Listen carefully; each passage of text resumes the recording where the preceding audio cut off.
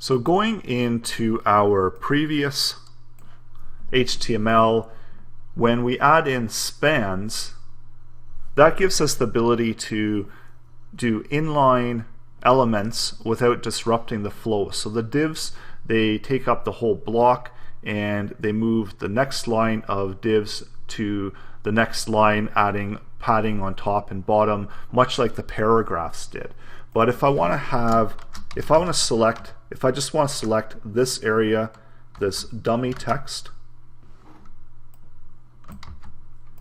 and maybe I want to apply some styling only to this particular span, but I want to add it in a few other places as well. So I'm going to add in a bunch of different spans, and I want to really highlight this dummy text. So I want to be able to actually differentiate between the spans in the paragraphs as opposed to the spans in the divs. So these are what's called nested elements. So because these elements are inside of other HTML elements. And with CSS, it gives us the ability to actually differentiate and select particular nested items. So if I have an item for span, so in order to select span, I'm going to first select out span, and I'm going to give them all a background of blue.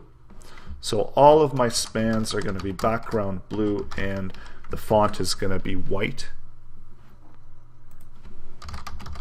And so it should be font size. And I'm going to do font size of 20 so that they really stand out. So any text that I have within my spans is really going to stand out there.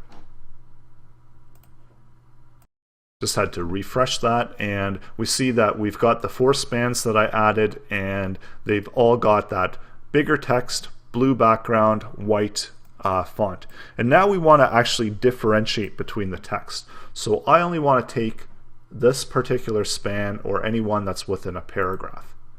So all I have to do is do this, and this will let CSS know that it's looking for spans that are only spans that are nested within paragraphs. When I go out and refresh the code, so this is the only these are the only spans that are actually nested within paragraphs.